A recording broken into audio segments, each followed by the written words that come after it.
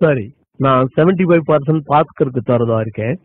அது போக 25% நாம 5 பேரும், அதாவது ஸ்ரீதர், கோபால், நான், தாமு பேபி பிரிச்சுக்க போறோம். ஆளுக்கு 5% கிடைக்கும். மணி, நீ எங்களை ஏமாத்த பாக்குற.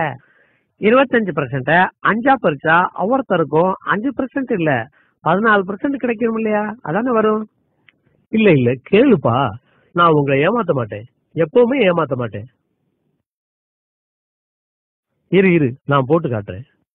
இந்த பாத்தீங்களா, 25 5ஆல வகுத்தா 5 வரும். 5 2ல போகாது. 5 25ல 5 தடவை வரும். புரிஞ்சதா?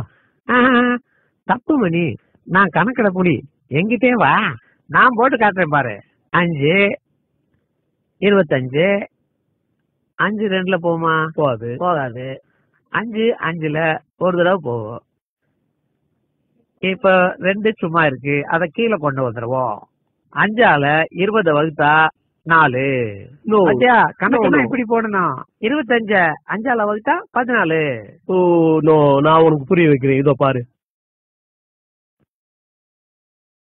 5 5 தரம் 5 5 5 25. பாரு, நல்லா போட்டாரு கணக்கு.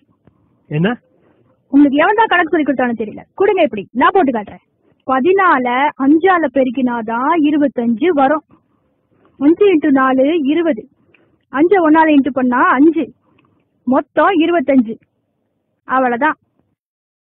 இல்ல இல்ல, இங்க பாருமா, 5 14 நான் கூட்டி காட்டுறேன் பாரு, அப்ப புரியும் உனக்கு. 14 14 14 14 14.